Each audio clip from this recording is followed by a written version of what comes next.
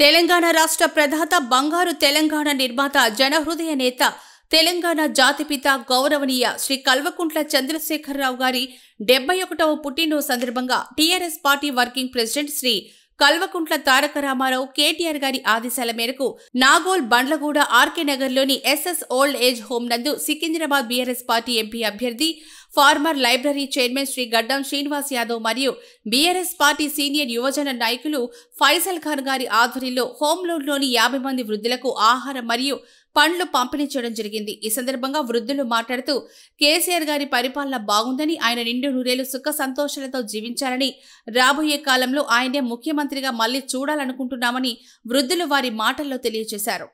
మాకు ఇదే ప్రాబ్లం, ఆయన వచ్చి ప్రాబ్లం పెట్టిండు। ఆడు వరకు ఆటో ఇటో మాకు ఉచిత బియ్యం వచ్చినాయి, అవి వచ్చి ఒక రాసిన బియ్యం ఇస్తున్నారు మాకు।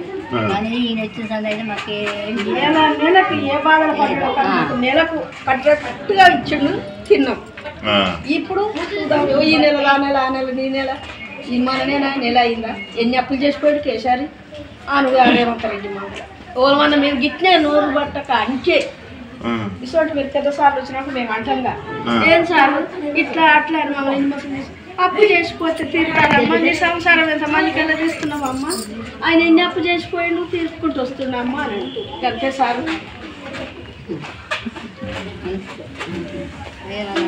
సరే మళ్ళీ వస్తాడు, పెద్ద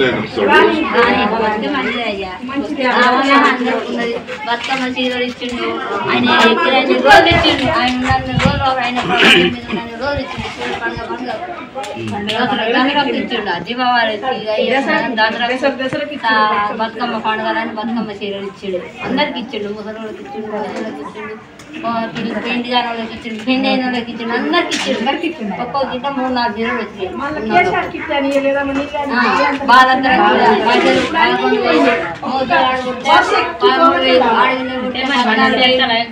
ఇచ్చిండు, మళ్ళీ అన్నాక కూడా బట్టలు ఇచ్చిండు, సూట్ కేసు మొత్తం నింపే ఇచ్చిండు హాస్పిటల్ అయితే।